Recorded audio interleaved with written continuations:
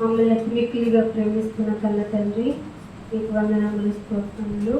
మా జీవితాన్ని పొడిగించిన విధానాన్ని బట్టి మీకు స్తుతులు చెల్లిస్తున్నాము. మీ కృపల నాయన ఆశీర్వాదం చేత మమ్మల్ని నింపి మీ మాటలు వినుటకు సజీవులుగా మాలో ఊపిరి నుంచిన విధానాన్ని బట్టి స్థుతులు నాయన. అల్పులమైన మా పట్ల మీ కృపను, మీ వాత్సల్యతను నిత్యము నూతనపరుచుకుంటున్నారు. అర్హత లేని మా కొరకే ఇంత ప్రణాళిక కలిగి ఉన్న మీకు, ఆశ్చర్యకరుడైన మీకు ఎల్లప్పుడూ నేను స్తుతులు చెల్లిస్తూ, మీరిచ్చిన సమయాన్ని, మీరిచ్చిన జీవితాన్ని సద్వినియోగం చేసుకోవటానికి, మేమందరము ఇక్కడ కూడుకొని ఉండటానికి మాకు ఇచ్చిన ఏక మనసును బట్టి స్తుతులు చెల్లిస్తున్నాము నాయన. ఇదిగో కేవలం నాయన మేము మా మాటలు, మా సందర్భానుసారమైనటువంటి జీవన ప్రమాణాల గురించి కాకుండా నీ గురించి మాట్లాడుకోవటానికి నైనా, తద్వారా మాకు ఇచ్చిన సమయాన్ని సద్వినియోగం చేసుకోవటానికి నైనా, ఈ యొక్క పుణ్యకార్యములను బట్టి నీకు స్థితులు నాయన. ఇదిగో నాయన, నీ మాటలు చెప్పాలి అంటే లౌకిక జ్ఞానం సరిపోదు కనుక ఈ యొక్క జ్ఞానంతో నింపి మీ మాటలు మీ బిడ్డలకు ఏ విధంగా చెప్తే అర్థమవుతుందో ఆ విధంగా చెప్పడానికి నాయన సహాయం అడుగుతున్నాము తండ్రి.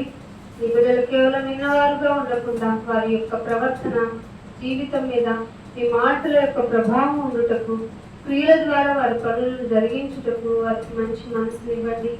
ఇదిగో ఇక్కడ తీసుకొని వచ్చిన ప్రతి ఒక్క బిడ్డను బట్టి నీకు స్థితులు చెల్లించుకుంటూ, వారి ఆత్మలను బట్టి నీకు నైనా మీకు ఎల్లప్పుడూ కృతజ్ఞులై ఉంటూ, మాకు ఇచ్చిన ఈ పనిని నైనా, మాకు ఇచ్చిన ఈ సమయాన్ని, మాకు ఇచ్చిన ప్రతి సదుపాయాన్ని బట్టి మీకు స్థితులు చెల్లించుకుంటూ, యేసుక్రీస్తు వారి అతి పరిశుద్ధమైన నామమున ఈ ప్రార్థనను అడిగి వేడుకుంటున్నాం తండ్రి. దేవుని నామమున అందరికీ వందనములు. దేవుడి యొక్క ఆలోచనకి రావటానికి మనల్ని దేవుడు సిద్ధపరిచిన విధానాన్ని బట్టి స్థితులు చెల్లిస్తూ ఉన్నాను. మనుషుల యొక్క ఆలోచన చాలా డిఫరెంట్గా ఉంటుంది. దేవుని యొక్క ఆలోచన మనిషికి తట్టదు. అందుకే మీ తలంపులు నా తలంపులు వంటివి కావు అని స్పష్టంగా బైబిల్ ద్వారా మా దేవుడు మనకు తెలియజేశారు. అందుకే మనిషి ఒకటి అనుకుంటే అదే మనకి ఒక సామెత, తాను తలిస్తే దైవం ఇంకొకటి తెలుస్తుంది. కరెక్టే, అది దైవం ఇంకొకటి తెలుస్తుంది. ఎందుకంటే పని దైవంది, మనం చెయ్యాలి. అది చేయకుండా మనం ఒకటి తలుచుకుని భూమి మీదకి వచ్చి కొన్ని డెస్టినీస్ పెట్టుకుంటాం. మంచి జాబ్ గోల్ కొట్టాలి, లేదంటే మంచి ఫ్యామిలీని మనం ప్రిపేర్ చేసుకోవాలి, మంచిగా సెటిల్ అవ్వాలి. సెటిల్ అయ్యేది కూడా మన కొంతమంది ఏమో విలేజ్ ఏరియాలో సెటిల్ అవ్వడం, మన సొంత ఊర్లో అనుకునే వాళ్ళు కొంతమంది, కాదు అవుట్ ఆఫ్ కంట్రీలో అయితే మనకు కొంచెం పాష్గా ఉంటుంది. అక్కడ నుండి మనం సంపాదించుకొని బ్రతుకుతున్నాము అంటే మన ఊర్లో ఒక హైప్ ఉంటుంది. ఇలా మనిషి అండి ఒక వింత, అసలు నిజంగానే వింత జీవిగా అనిపిస్తుంది దేవుణ్ణి తెలుసుకుంటే మాత్రం. అదే దేవుణ్ణి తెలుసుకోలేదనుకోండి, ఎంత బాగా బతికేస్తున్నాడు. ఏముంటే చెప్పండి, మంచి బంగ్లా ఉంది, కారు ఉంది, లేదంటే ఫ్లైట్ ఉంది, ఏదో వాడికి కంటికి ఇంపుగా సకల సౌకర్యాలు ఉన్నాయనుకోండి, వాడిని మంచివాడు అనుకుంటుంది లోకం. కానీ మనం బైబిల్ని కనుక చూస్తే దేవుని కోసం పోరాడి దేవుని కొరకు బ్రతికిన వారి యొక్క విధి విధానాలు, వారి యొక్క ఎండ్ ఆఫ్ ది టైం ఎలా ఉంది అంటే వారి జీవితాల్లో నిజంగా చిల్లి రవ్వలేదేమో.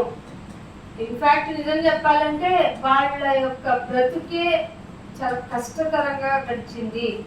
వాళ్ళు చావుకి ఎదురెళ్ళారు. మనం చావును తప్పించుకొని తిరుగుతూ ఉంటాం. ఫర్ ఎగ్జాంపుల్ మనకి ఒక ఫీవర్ వచ్చిందని వెంటనే తప్పన బాబు యాంటీబయాటిక్, పెయిన్ కిల్లర్, ఏమి అడుగుతాంలే, కోర్స్ ఇచ్చేస్తాడు ఒక 5 రోజులకి, కాదా ఇంకా తగ్గలేదా 15 రోజులకి. ఎందుకు? లోకపరంగా చావును తప్పించుకోవాలి. మనం చావును తప్పించుకొని ఏం చేస్తాం? చావు రాసి పెట్టుంటే నువ్వు ఇంట్లోనే అవుతున్నా, ఈ లాజిక్ మర్చిపోతాం.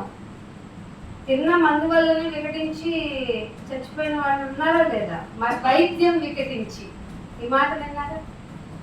వైద్యం ఎక్కడ వికటిస్తుంది? వైద్య ఆసుపత్రిలోనే కదా, వైద్యం చేసే శాలలోనే కదా.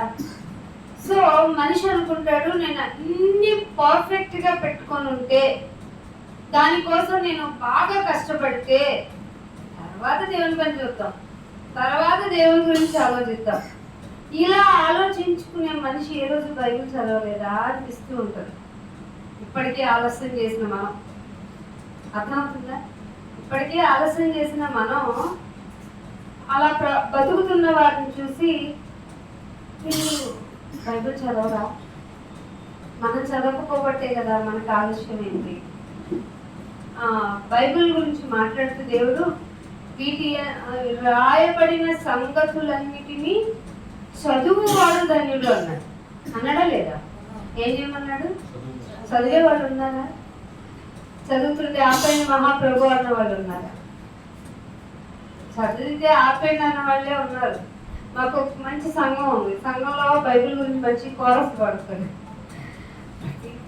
పఠింప శ్రేష్ఠ గ్రంథం వినే ఉంటుంది. కోరస్ పఠింప అంటే చదవటం కాదు, పట్టి పట్టి చదివి దాని అర్థం పరమార్థం తెలుసుకున్న వాళ్ళు అని పఠింప అని. పఠింప శ్రేష్ఠ గ్రంథం బైబిల్.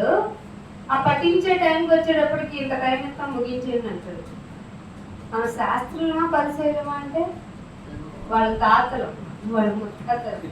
శాస్త్రులన్నా వాళ్ళ నిష్ఠాగరిష్టల్లో పర్ఫెక్ట్ గా ఉన్నారు. ఇప్పటికీ యూదుల గురించి మాట్లాడుకుంటూ వాళ్ళు జీవించిన జీవన ప్రమాణాల గురించి చాలా మంది చెప్తే ఆశ్చర్యం వేస్తుంది. వాళ్ళు ఫాస్టింగ్ చేసేది మనం చూడండి. రేపు ఫాస్టింగ్ చేయాలంటే వాళ్ళే సిద్ధపడతాం. ఏ విధంగా చెప్పండి? మంచిగా బాగా ఫుడ్ మంచి తీసుకోవాలి ఆ విధంగా. ఎందుకంటే రేపటికి ఆకలి వేయకూడదు, ఇబ్బంది పడకూడదు, బాధపడకూడదు, అలసిపోకూడదు.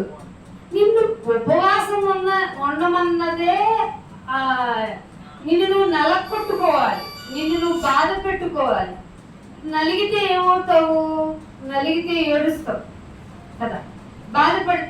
బాధపడుతున్నావు అంటే అర్థం ఏంటి? ఓవర్గా థింక్ చేస్తున్నావు. అప్పుడు ఎవరు గుర్తు వస్తారు? ఖచ్చితంగా మన ఎదుటిన్న మనుషులు ఎవరు గుర్తురారు. నిజం. బాబు అంటే తలలు పైకి ఎత్తుతాం. అన్నా కదా, తిరిగిపోయింది, నలిగిపోయాను, బాధపడుతున్నాను, నా చుట్టూ ఉన్న మనుషులు ఎవరు నన్ను అర్థం చేసుకోవటం లేదు, వాళ్ళు నన్ను గుర్తించకపోగా నా మీద ఏమేస్తున్నారు, అపనిందలు వేస్తున్నారు. చాలా కష్టంగా ఉంది లైఫ్ని లీడ్ చేయడం. అంటే తెలియకుంటూనే మాట్లాడేస్తూ ఉంటాం. విరగటం అంటే అది, నలగటం అంటే అది కదా. సో ఉపవాసం చేయమన్నది, చేసుకోమన్నది ఎందుకో కూడా గ్రహించుకోలేని దుస్థితిలో ఈనాటి సంఘాలు ఉన్నాయి. ఇప్పుడు సంఘం అంటే ఏమనుకుంటున్నారు చాలా మంది? సార్ బాగా ఎక్స్ప్లెనేషన్ చేస్తారు కదా. సంఘం అంటే ఏమనుకున్నారు?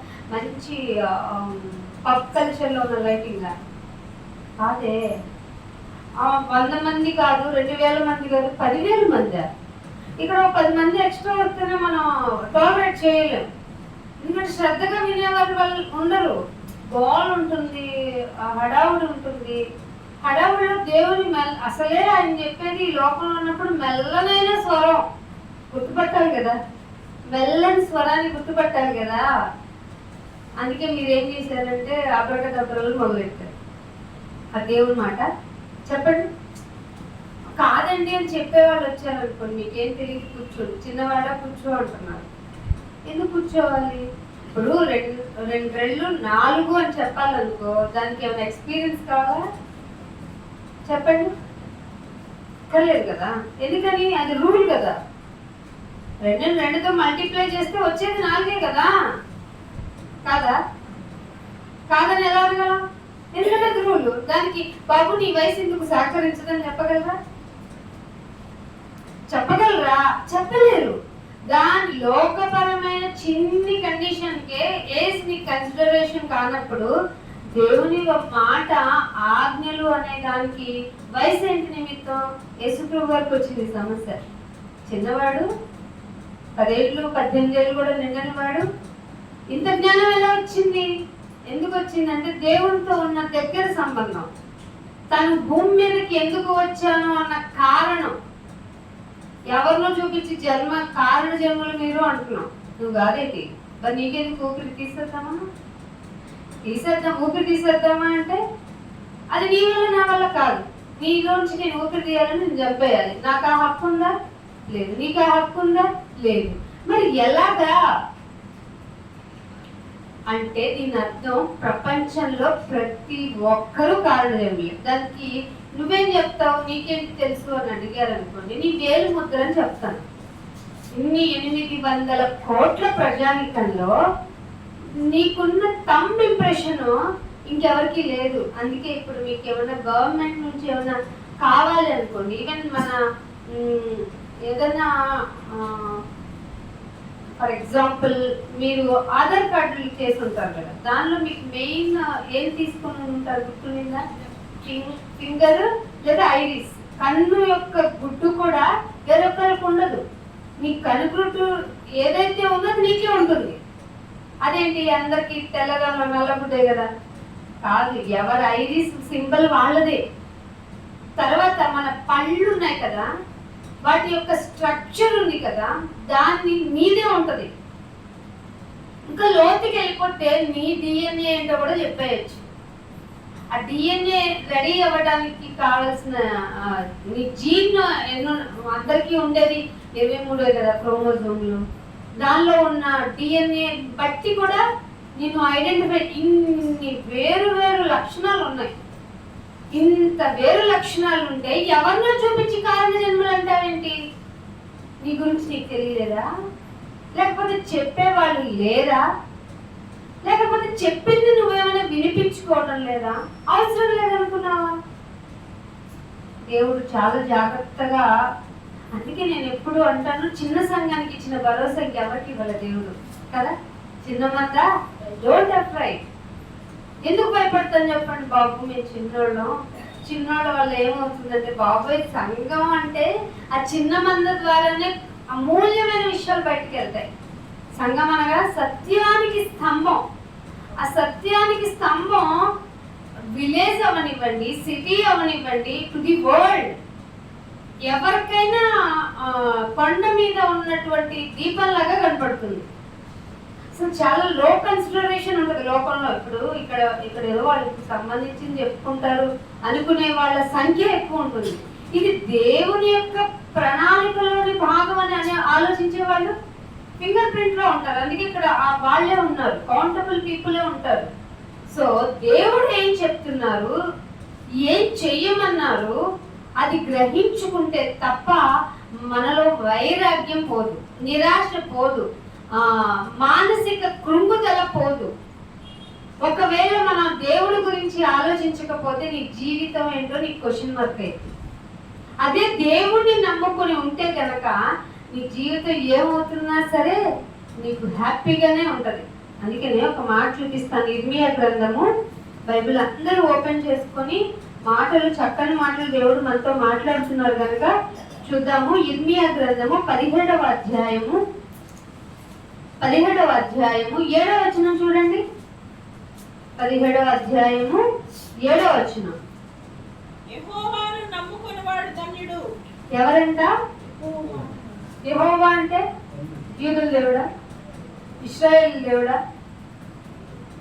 ఎనీబడి. యెహోవా అనగా భాషాంతరమున ఉన్నవాడైన దేవుడు. అర్థమవుతుందా? నువ్వెవరివి నాయన అంటే నేను యెహోవానని ఎక్కడ చెప్పలా, భాషాంతరము. ఎస్, ఉన్నవాడు. నేను ఎక్కడున్నావు? నువ్వు ఎక్కడ అనుకుంటున్నావు? నీ మొదలెక్కడ నాయన అంటే అక్కడ మొదలెట్టుకో నువ్వు. అర్థమవుతుందా? ఎక్కడ అర్థమవుతున్నాను? అఫ్కోర్స్ నీకు నీ భాషలో చెప్పాలంటే నీకు ఏది ఎండింగ్ పాయింట్ అక్కడ చూసుకో. మా ఎండింగ్ పాయింట్లో అల్ఫా అన్నాను, మా ఒమేగా అన్నాను ఆయన, అక్కడితో ఎండ్ అనుకుంటున్నావేమో, నువ్వు అక్కడికే అనుకో. ఏది ఈ హ్యూమన్ బాడీలో ఫిక్స్ అయి ఉన్న నిన్ను, అది నేనే. ఎక్కడ అంతం ఉందని నువ్వు అనుకుంటున్నావు, లేనివాడని నేను, ఉందని నువ్వు అనుకుంటావు కదా. దేనికైనా అంతం ఉందా లేదా? ఉంది. కానీ నేను ఆది నేనే, అంతము లేనివాడిని నేనే. అంతము అనుకుంటే నీకు అర్థమవుతుంది కాబట్టి అంతము అన్నాను నేను. కొన్ని బైబిల్లో కొన్ని పదాలు, కొన్ని సందర్భాలు నీకు నాకు అర్థం అవటానికి, దేవుడి దగ్గరికి వెళ్ళి ఏ భాషలో చెప్తే బాగా అర్థమవుతుంది చెప్పండి? ఏ భాషలో చెప్తే బాగా అర్థమవుతుంది? నేను తెలియగలవారం అండి. అరామిక్ లాంగ్వేజ్ లో మాట్లాడతాము. అరామిక్ అంటే యేసు ప్రభు వారు మాట్లాడిన భాష.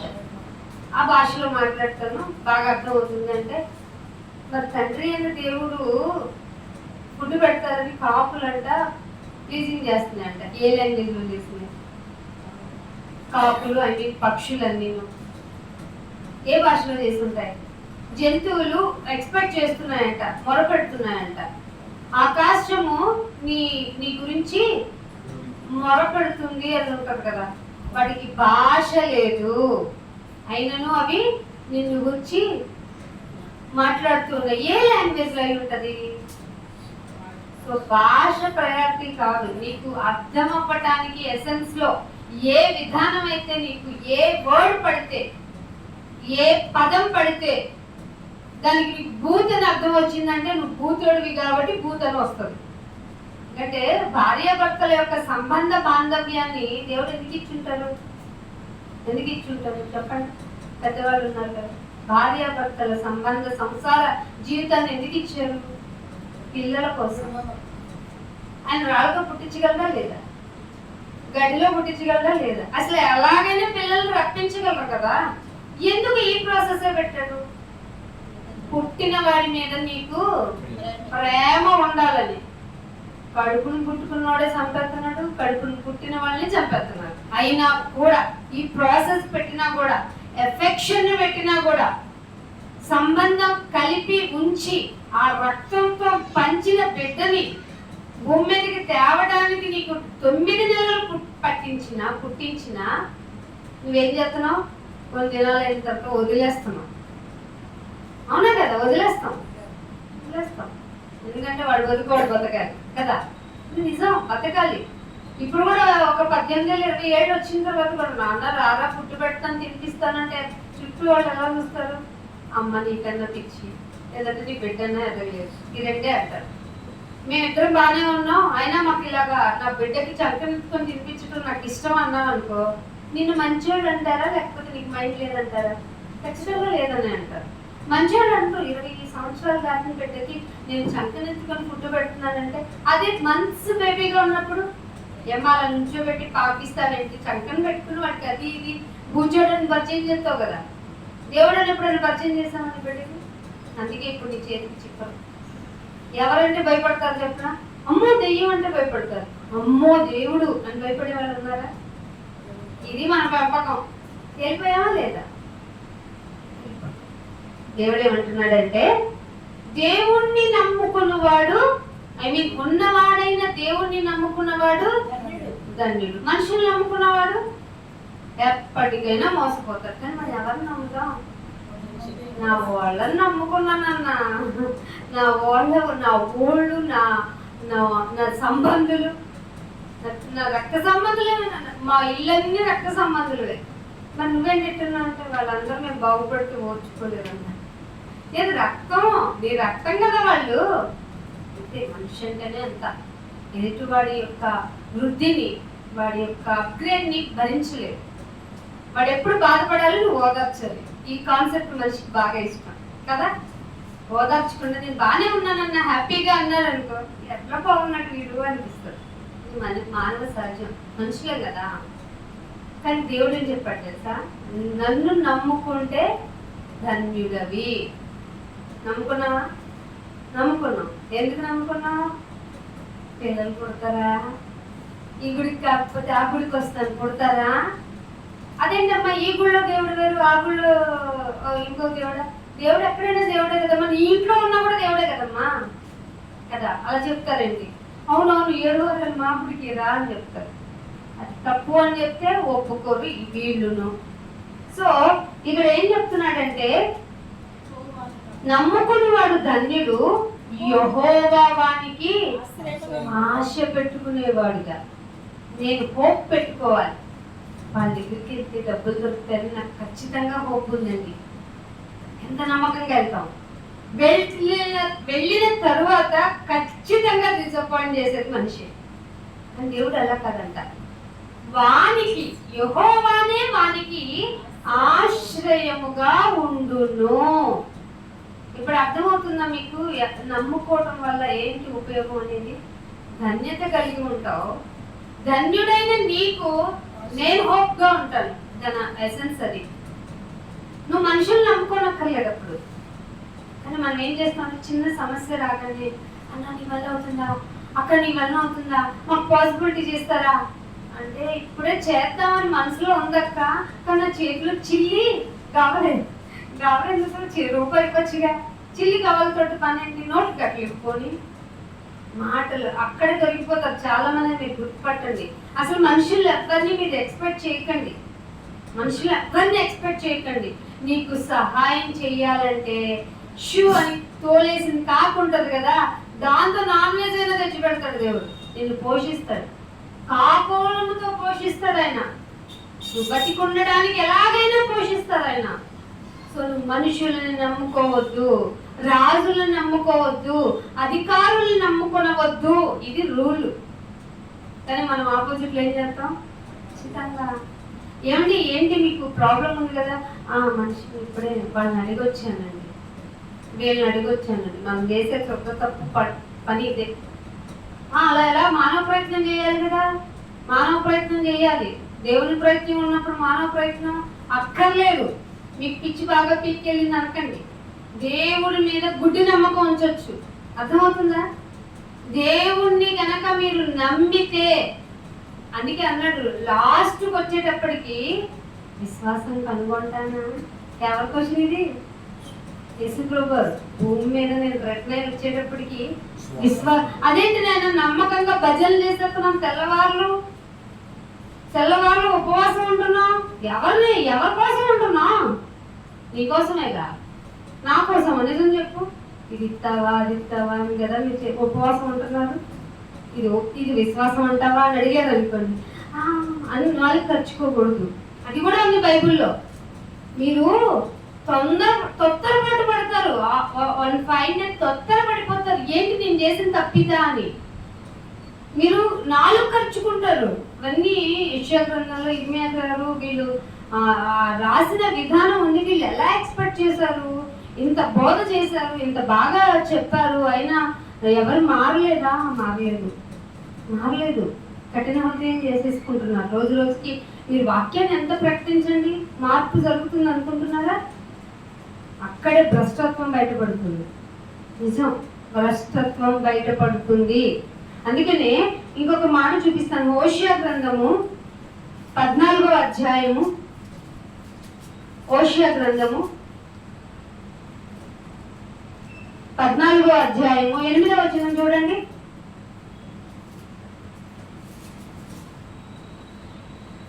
హోషేయ గ్రంథము ఎఫ్రాయిము బొమ్మలతో నాకు ఇక నిమిత్తం ఏంటి? నేనే ఆలకించుచున్నాను, నేనే ఎఫ్రాయిము గురించి విచారణ చేయుచున్నాను. నేను చిగురు పెట్టు సరళ వృక్షము వంటి వాడును. ఈ లైన్ ఇంపార్టెంట్ మనకి. నా వలననే నీకు ఫలము. అదేంటి నాయన? నేను వేసుకున్న చెట్టు వాళ్ళు కదా ఫలం. కరెక్ట్ కదా, మనం వేసుకున్న చెట్టు వాళ్ళే కదా ఫలం. ఎన్నాళ్ళో క్రితం వేసాను ఒక చెట్టుని, అందుకే ఇప్పుడు కాయలు ఇస్తుంది అంటావా లేదా? ఆ చెట్టుకి కాసేయి అని ఆజ్ఞించింది ఎవరు? మాకు మా చైల్డ్హుడ్ టైంలో 2 మ్యాంగో ట్రీస్ ఉండేవి. ఒకటి ఫుల్గా క్రాప్ వస్తుంది ప్రతి ఇయర్, ఒకటి మేము దాన్ని కొట్టేసే వరకు కాయగల 2 ఫ్రూట్స్ ఇచ్చింది. ఎవరు ఆజ్ఞించుంటారు 2 జార్లే పొమ్మని? నాటింది మేంగా, మరి 2 మేము నాటాము. మా బ్రదరే నాటాడు 2ను. చైల్డ్హుడ్ టైంలో ఆడుతూ పడుతూ పెరుగుతూ మాతో పాటు అవి పెరిగి ఒకటి విస్తారంగా ఇస్తూ ఉండింది, ఒకటి 2 ఫ్రూట్స్ ఇచ్చింది. నాకు గుర్తుంది. మరి తర్వాత ఎన్ని ఇచ్చిందో నేను అక్కడ లేను, కానీ ఈ లోపు దాన్ని కొట్టుపడేశారు. ఎందుకంటే ఎక్కువ కాయట్లేదు కదా. ఏం చేయట్లేదు? కాయకపోతేనే చెట్టును కొట్టేస్తావు, న్యాయం. నువ్వు కాయకపోతే బాబు కొంచెం బతుకుని నాయన, ఏ టాబ్లెట్ వేసుకోను, ఏ ట్రీట్మెంట్ చేసుకోను అనుకుంటాం. నా వలననే నీకు ఫలము. ఇది మైండ్లో పెట్టుకోండి మీరు. నువ్వు బెడ్ మీద ఉండి నీకు వెంటిలేటర్ పెట్టినా నువ్వు భయపడవు. అక్కడ వరకు అసలు వెళ్ళనివ్వదు ఆయన నిన్ను. నీకు అర్థమవుతుందా? మనలో భయాన్ని కలిగించేది ఏంటో తెలుసా? ఇక దేనికి లొంగడం అంటే సాతాను చేసే పనిది. ఇక మనం దేనికి భయపడతాం? దేనికి భయపడతాం. డబ్బులేదా? I don't care. బంధువులా? అయినా సరే ఐ డోంట్ కేర్. అయితే నీ పని చెప్తా ఉండు, నీలోనే నీకు భయాన్ని పెడతా. అదేనా? అప్పుడు భయపడతావా? ఖచ్చితంగా భయపడతాం. అప్పుడేమన్నా విచక్షణ కలిగిన జ్ఞానంతో భయం కలుగుతుంది. ఏంటి నాయన? నాలో ఏమన్నా విశ్వాసం ఏమన్నా కొంచెం కల్తీ అయిందా అని ఏమైనా పరీక్షించుకుంటామా? నా వలననే నీకు ఫలము. ఎప్పుడు ఆలోచించుకుని ఈ మాట మీ హృదయంలో ఎల్లకాలం ఉండాలి. ఎల్లప్పుడూ నీకు తోడుగా ఉండవలసింది ఏంటో తెలుసా? ఏ ఫలంనైనా, పాజిటివ్ అయినా నెగిటివ్ అయినా. ఎవరైనా కూడా ఫలం అనగానే మంచి తీయనైనా, మంచి రుచి గల, అవ్వమ్మ కనపడినంత అట్రాక్టివ్గా ఫలం ఉంటుంది అనుకోకండి. నెగిటివ్ ఉండొచ్చు, పాజిటివ్ ఉండొచ్చు. ఏం కర్మరా బాబు, ఏ ఫలితం రా బాబు ఇదని కొన్నిసార్లు అనుకునే సిచ్యువేషన్స్ వస్తాయి. అప్పుడు కూడా నీ విశ్వాసంలో తేడా రాకూడదు. అందుకనే కీర్తనలు ద్వితీయోపదేశ కాండము 32వ అధ్యాయము, ద్వితీయోపదేశ కాండము 32వ అధ్యాయము 39వ వచనం. 32:39. ఏం చెప్తున్నాడు? నేను నేనే, నేను నేనే. ఇది ఏ గ్రంథంలో వినపడుతుంది మీకు? ఏ భజనలో వినపడుతుంది మీకు? ఏ ఇతర నమ్మకాల్లో కనపడుతుంది, వినపడుతుంది? నేను నేనే, నా వలనే ఫలము. ఇలా వింటున్నప్పుడు ఏమనిపిస్తుంది చెప్పండి? విశ్వాసంలో చాలనైనా ఇంకా ఈ వర్డింగ్ చూడండి, నాకు ఎంత బాగుండిందో. నేను నేనే దేవుడను. అందుకు కదనైనా నేను నమ్ముకున్నాను. ఎందుకు నమ్ముకున్నాను? అందుకు కదా. నేను నేనే దేవుడను, నేను తప్ప వేరొక దేవుడు. చెప్పగలుగుతున్నావు? ఇక్కడ బల తీసుకుని వెళ్ళిపోవడానికి వచ్చేసావు కదా. ఏ రోజన్నా అమ్మా ఏం చేస్తున్నావు? దేవుడు లేడు అనకమ్మా, దేవుడు ఉన్నాడు, దేవుడు ఉన్నాడమ్మా అని చెప్పి ఆ దేవుడు ఏం చెప్పాడు తెలుసా? నేను తప్ప అని చెప్పాడు. నేను తప్ప వేరొక దేవుడు లేడు. నేనే దేవుడను, నేను తప్ప వేరొక దేవుడు లేను. ఈ దేవుడు ఏం చెప్పాడంటే మృతి నొందించేవాడను నేనే. చెప్పేవాడు నేనే. మళ్ళీ మీకు మరి డిగ్నిఫైడ్ లాంగ్వేజ్ లో ఉంది కాబట్టి దీనివల్ల భయం కలగట్లేదేమో. మృతి నొందించేవాడిని నేను, మృతి నొందించేవాడిని, చంపేసేవాడిని నేనే. దేవుడా నేనేం అన్యాయం చేశాను, నాకేంటి ప్రాబ్లము అని అనకండి. మృతి నొందించేవాడను, బ్రతికించువాడను నేనే, స్వస్థపరిచేవాడిని. అదేంటైనా మా పాస్టర్ గారు మా మందిరంలో కొత్తదే అన్నాడు. నువ్వు చదువులేదమ్మా, అందుకే తొందరపడ్డావు. 4 ఖర్చుకోవాల్సిన పరిస్థితి వచ్చింది. అందుకే చదువుకున్న వాడు ధన్యులను కూడా రాయించింది. అందుకే నేనే స్వస్థపరచువాడను. నువ్వు వినో, నీ చెవులకి వినపడాలి. నా చేతిలో నుండి విడిపించువాడెవడును. ఇంత ధైర్యము నీ చేతిలో పడ్డా నాకు తెలిసినైనా ఎవరికొకరు కొబ్బరికాయ కొడితే వచ్చేస్తాడు విడిపించడానికి అనుకున్నా. ఆయుధం పెట్టుకొని వచ్చేసిన దేవుడు ఒకడు ఉంటాడు నాకు, ఆయన వచ్చి నన్ను రక్షించేస్తాడంటావా? నా చేతిలో పడితే విడిపించేవాడు లేడు.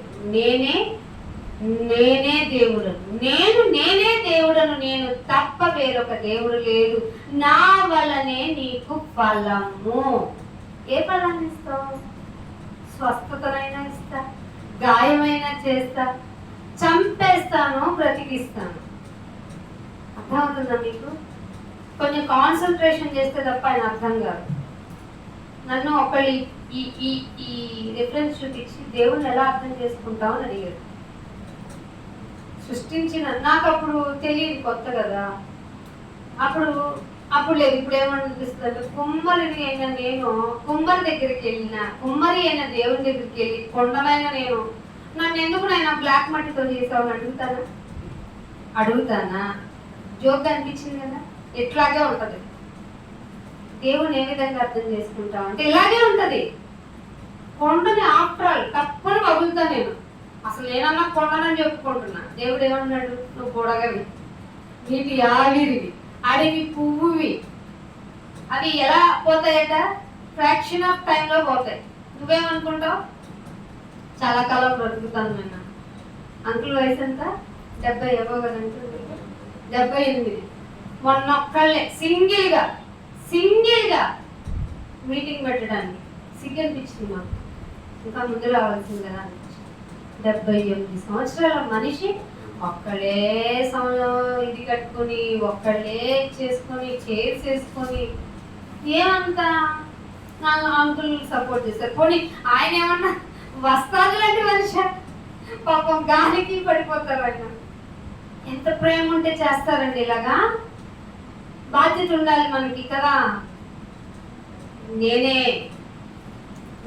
నేనే దేవుణ్ణి స్వస్థపడు అని చెప్పిన ఆయన ఈ వర్డ్ని ఎందుకు చెప్పాడు? నా చేతిలో నుంచి నువ్వు చిక్కావా తప్పించుకోలేవు, నా చేతిలో నుండి నువ్వు తప్పించుకోలేవు.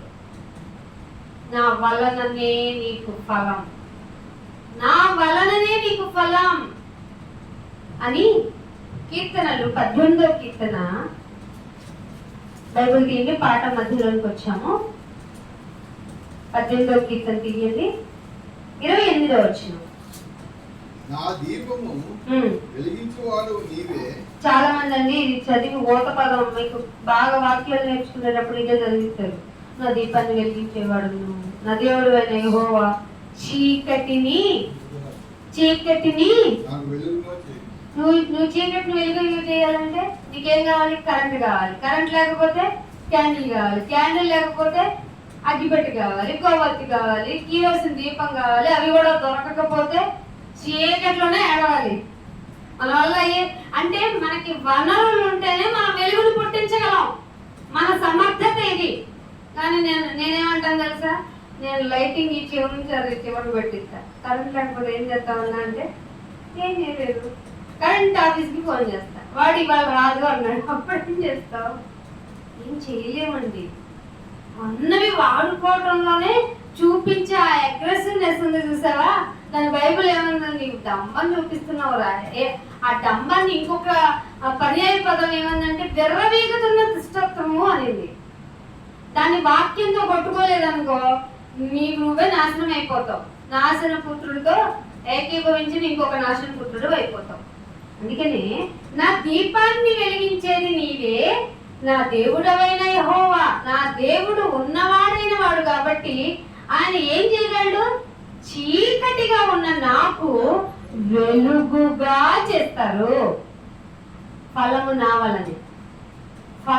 వలనే చీకటిగా ఉన్నట్టు నాలో నెగటివిటీ ఉన్నా, నా చుట్టూ పరిస్థితులు వ్యతిరేకంగా ఉన్నా దాన్ని ఫ్రాక్షన్ ఆఫ్ టైంలో దాన్ని ఏం చేయగలరు? ఆయన ఏం చేయగలరు? వెలుగుగా చేయగలరు. వెలుగు అంటేనే హ్యాపీ కదా. కరెంటు పోయింది అనుకోండి, వచ్చిన వెంటనే మీ హృదయ స్పందన ఏంటి? ఎక్స్పెక్ట్ చేయగలరా? పెద్దవాళ్ళు అయితే చేయలేము. కరెంట్ వచ్చింది అంటాం. మిమ్మల్ని ఎలా ఉండమన్నాడు దేవుడు? మీరు చిన్న పిల్లల్లాగా ఉండండి అన్నారు. చీకటైన మీ జీవితము వెలుగుగా వచ్చిందని మీరు ఎలా ఉండాలి? మీరు అయ్యగారు మాకు అన్ని బాగా చూసుకొని చేసి పెట్టారు, అయ్యగారు ప్రార్థన అండి మా జీవితం అనాలా? చీకటిగా ఉన్న జీవితాన్ని మాకు వెలుగు పరిచయం అయ్యేలాగా చేసిన మధ్యవర్తి మా పాస్టర్ గారిని పక్కన పెట్టవచ్చు. కానీ ఏం చేస్తాం? అయ్యగారు వచ్చింది దండేస్తాం, అయ్యగారు వచ్చింది సేవగా పెడతాం, అయ్యగారు మీరే మా దేవుడు ఉండండి పక్కన ఉండండి, మీరు ఉన్నవారైనా దేవుడు వారే, ఆమె అలాగే అవును కాక. కానీ మా అయ్యగారు మా దేవుడమ్మా, అయ్యో నీ ఊపిరి ఇచ్చింది, అవునవును కరెక్టే, అందుకు ఆమె థ్యాంక్ యూ నాయన, మీరు ఉండండి, మీకు థ్యాంక్స్ చెప్తే మీరు అడ్జస్ట్ అవుతారు. మా పాస్టర్ గారు అలా కాదు. ఎందుకు వ్యక్తికి దాసులు అవ్వటం ఎందుకు? ఒక పాస్టర్ ఏంటి, ఒక బోధకులు ఏంటి, వాళ్ళకి అభిమానులుగా ఉండటం ఏంటి? వాళ్ళు చెప్పే వాక్యాన్ని కదా మనం తీసుకోవాలి. ఏం అర్థం కాదు. అందుకే నా దీపాన్ని వెలిగించాలంటే నీ వల్లనే సాధ్యము. చీకటిగా ఉన్న నా బ్రతుకులో వెలుగు నింపేది ఈ మాటను బేస్ చేసుకుని సినిమాలో సాంగ్స్ వచ్చినాయి, మన వాళ్ళు కూడా ఎక్కడ రాసేసారు. కానీ వెలుగు వచ్చినందుకు మాత్రం నువ్వు ఆనందపడుతున్నావు. ఏ రోజు సాక్షి నువ్వు నా ఇంట్లో ఏ కార్యం జరిగింది? నరకిల్ అద్భుత కార్యం. వెలుగు వచ్చింది. అసలు వెలుగు రావడం అంటే చీకటి అంటే నువ్వు పాపాత్ముడుగా ఉండి ఎప్పుడైతే నేను పాపిని తెలుసుకుని నువ్వు రియలైజ్ అయిపోయి నోటితో ఒప్పుకొని ఆ దేవుణ్ణి నమ్ముకుని బాప్తిజం తీసుకున్నానన్నావో ఆ రోజే వెలుగు వచ్చినట్టు. ఆ వెలుగు పర్మనెంట్ నీ దగ్గర ఉండాలంటే ఎవరిని కలిగి ఉండాలి? పరిశుద్ధాత్మను కలిగి ఉండాలి. పరిశుద్ధాత్మ వారు ఎప్పుడు ఉంటారు? ఎప్పుడు దేవుని ఎదిగే వారి మధ్యలోనే ఉంటారు. దేవుడి మీద ఆసక్తి ఉన్న వారి మీదనే ఉంటారు. తప్పు చేస్తున్నారు అనుకోండి, వాళ్ళకి ఆయన ఇన్స్ట్రక్షన్ చేస్తారు, ఒప్పుకునే విధానాన్ని కల్పిస్తారు. అవునైనా నేను తప్పు చేస్తున్నాను, నేనేం చేశాను, నా తప్పేంటి అని అడిగే వాళ్ళు ఉన్నారనుకో, అమ్మ వీళ్ళ దగ్గర పరిశుద్ధాత్మ లేదు, మనం దూరంగా ఉండాలని అనుకోండి మీరు. అవునండి నా వల్ల తప్పితం జరిగిపోయింది అని ఒప్పుకొని వారే ధన్యులు కదా. ఆ మాట కూడా ఏదో ఉంది, తప్పిదములు దాచువాడు వర్ధిల్లడు గాని ఒప్పుకొనివాడు విడిచిపెట్టువాడు. నాకు అంకుల్ బాగా కరెక్షన్ చేశారు. మంచి పాట కామన్ గా అంటాం, ఒక వ్యక్తీకరణ మంచి పాట పాడే మనల్ని అంటారు. కానీ దేవుడి దగ్గర మంచి ఏంటి చెడు ఏంటి? పాట అంటే దేవుడికి మంచిది కదా. రెక్టిఫికేషన్ మన మధ్య మనల్ని రెక్టిఫై చేసే వాళ్ళు ఉండటం అవసరం. మీకు అనేక విషయాలని మీకు చెప్పేవాళ్ళు, సలహాలు ఇచ్చేవాళ్ళు ఉండటం అవసరం. అందుకని బైబిల్ అంటుంది, ఇంకొక మాట చూపిస్తాను. విలాప వాక్యములు 3వ అధ్యాయము, విలాప వాక్యములు 3వ అధ్యాయము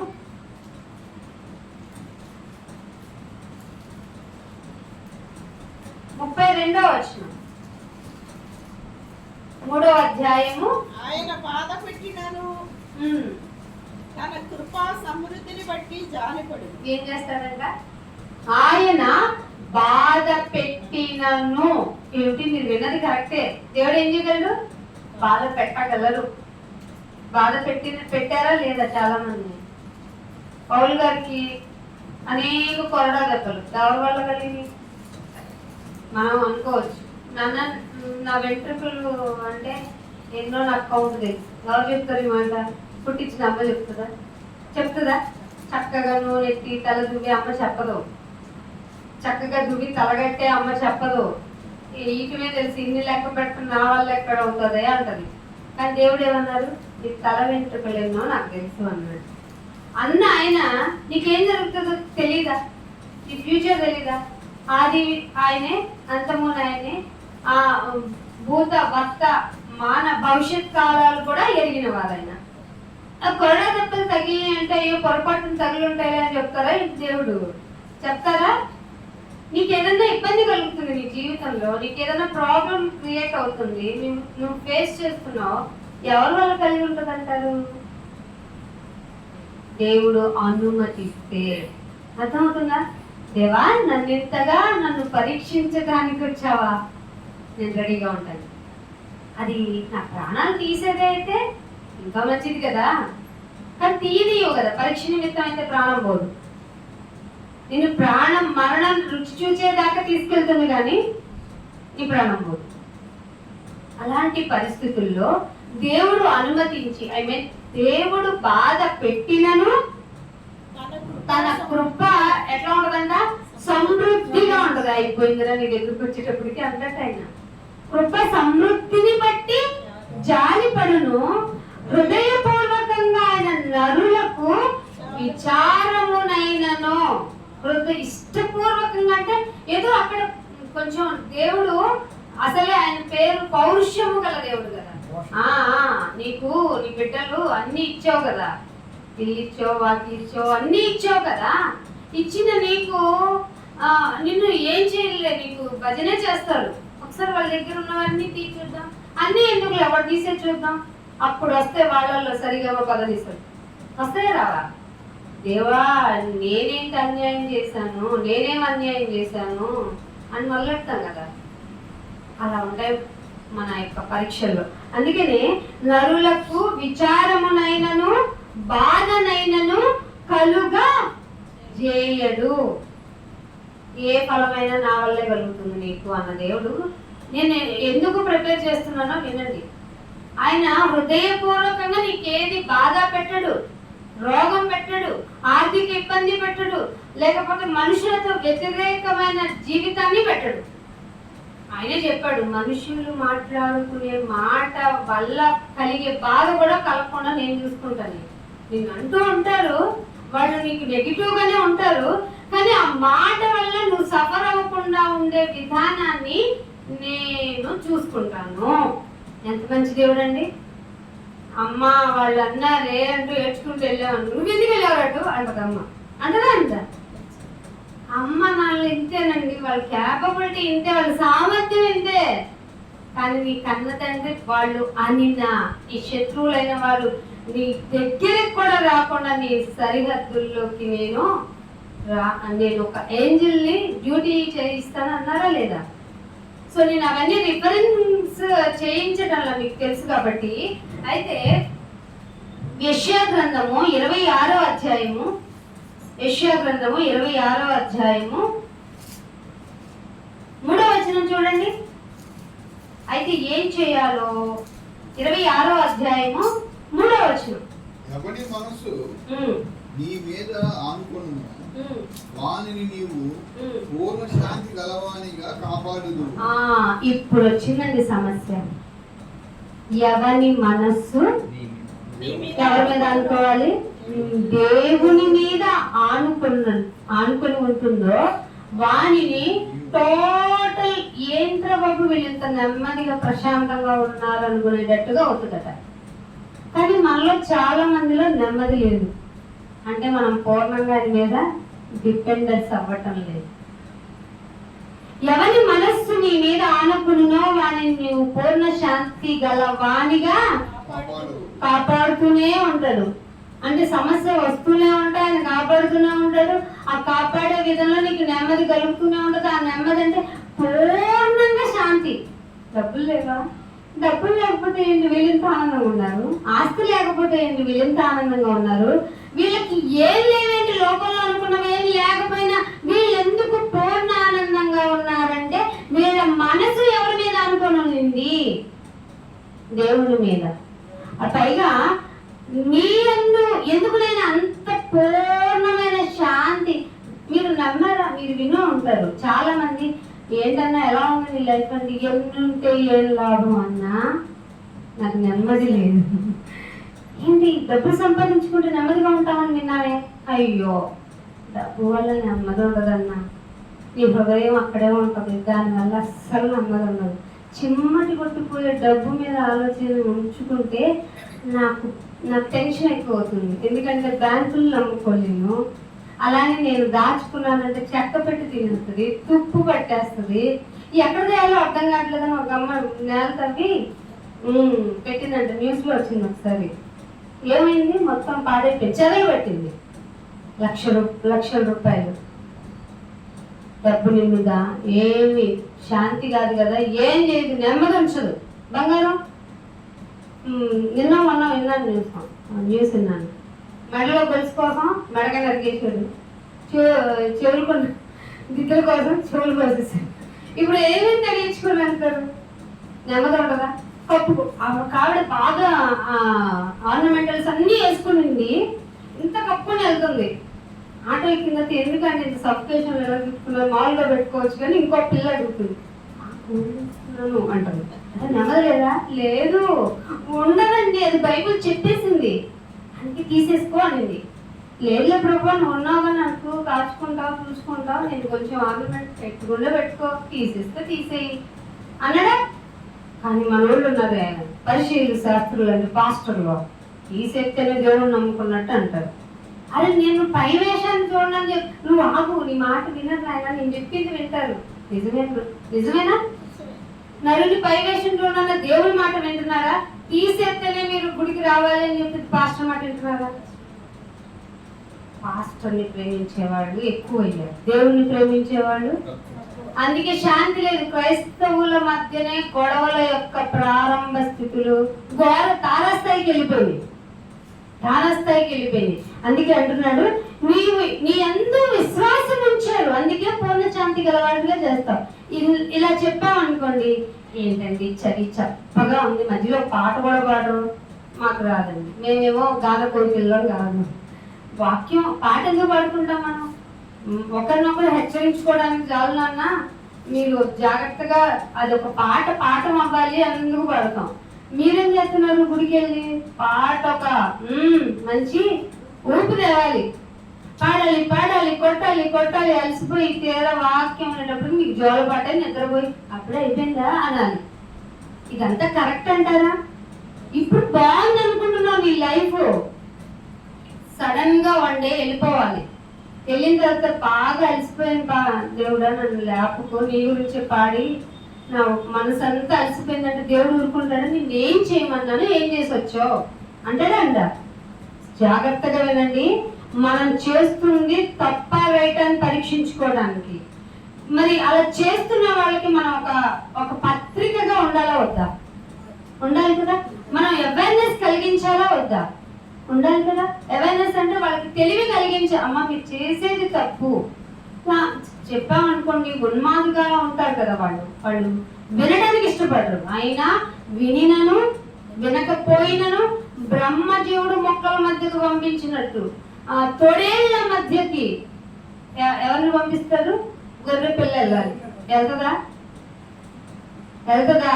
పూర్ణ శాంతిగా ఉన్న గొర్రె వెళ్తుంది. ఏడుస్తుంది దిగులుగా ఉన్న గొర్రె పిల్ల వెళ్ళదు. ఎవరి మనసు అయితే పూర్ణ శాంతిగా ఉందో ఆ గొర్రె తోడేళ్ల మధ్యకు వెళ్ళి అప్పుడు చెప్తుంది, మీరు పాట పాడండి కానీ భజన చేయకండి అని. చెప్పచ్చా? ధైర్యం ఉంటే చెప్పొచ్చు, పూర్ణ శాంతి ఉంటే చెప్పొచ్చు. అయితే యోబు గ్రంథము 8వ అధ్యాయము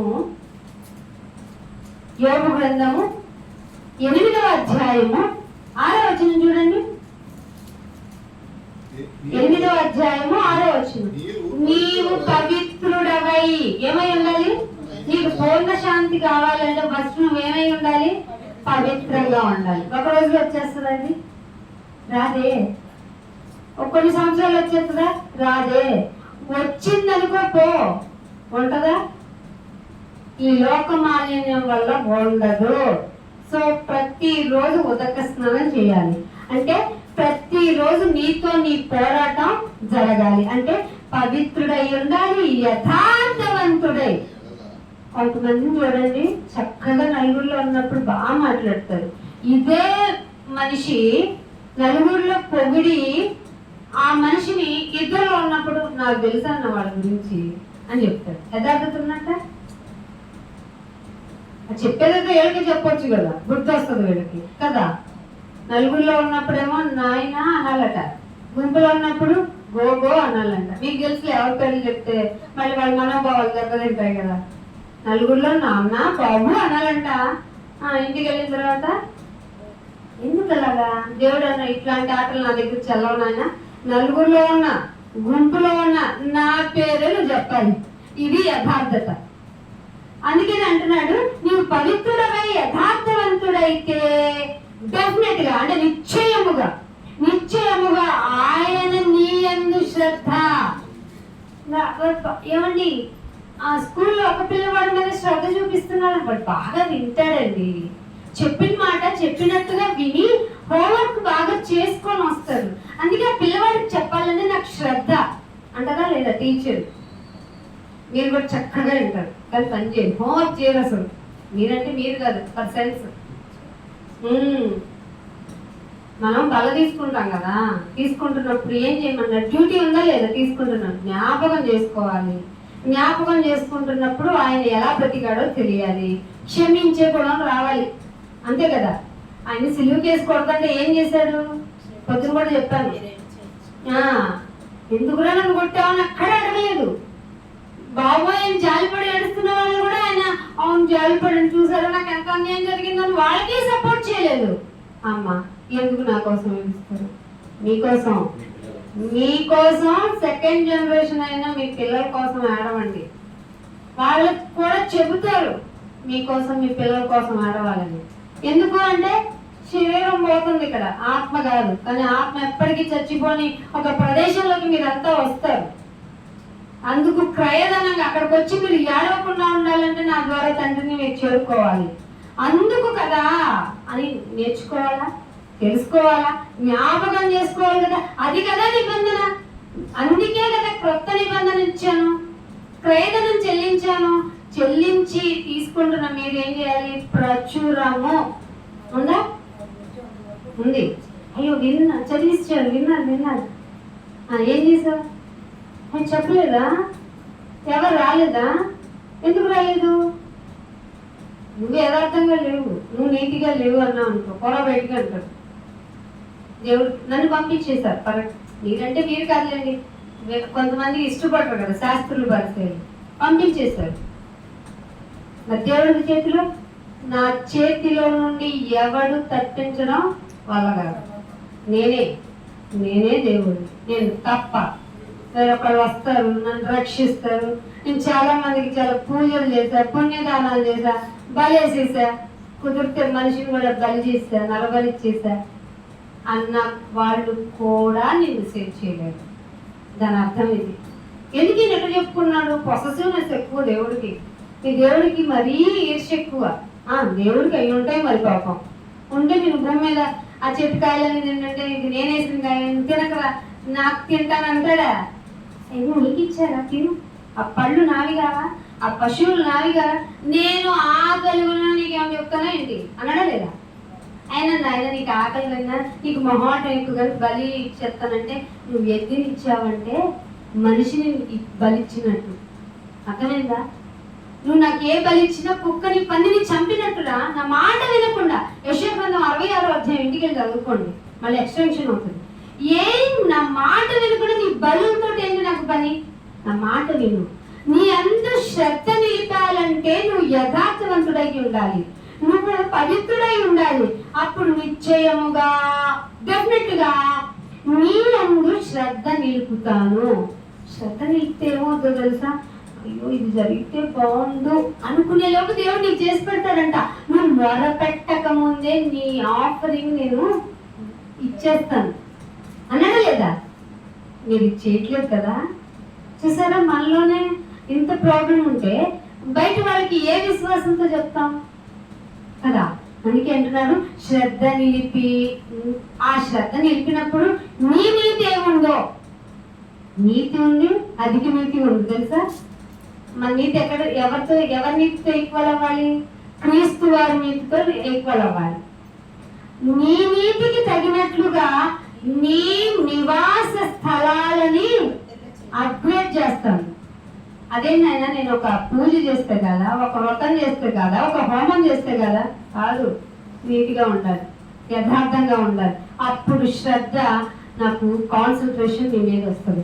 అప్పుడేమైతే తెలుసా, నువ్వు నివసించే స్థలాలు ఏవైతే ఉన్నాయో వాటిని బ్లెస్ చేస్తాను. నువ్వేమంటావు? హోషేయ గ్రంథము, దానికి ముందు యెషయా గ్రంథము 58వ అధ్యాయము, యెషయా గ్రంథము 58వ అధ్యాయము 9వ వచనం. 58:9. అప్పుడు నీవు పిలువగా యెహోవా ఉత్తరమిచ్చును, నీవు మొరపెట్టగా ఆయన నేనున్నానన్ను.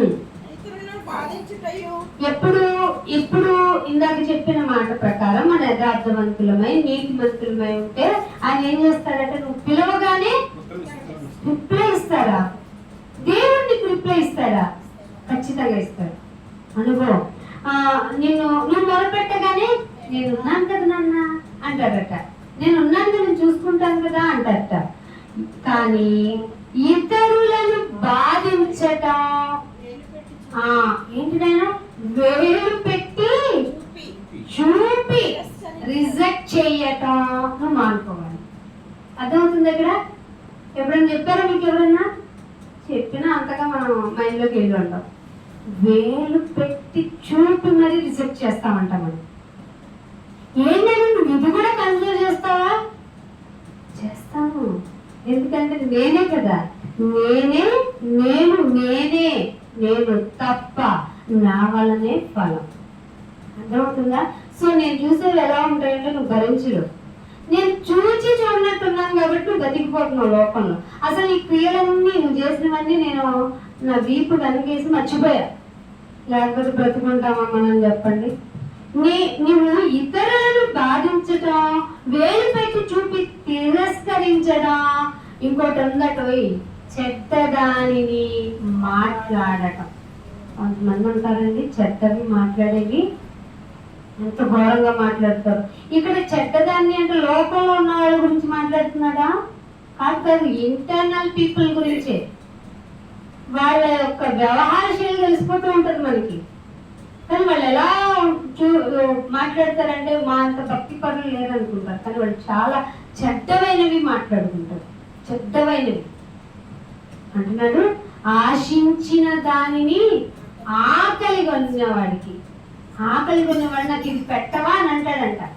పెడతావేంటి? మాగే లేదు, ఇప్పుడే వండుకున్నాం, చెయ్యి ఏం లేదు, ఖాళీ లేదు, ఏం చేస్తున్నది? తింటా ఉంది.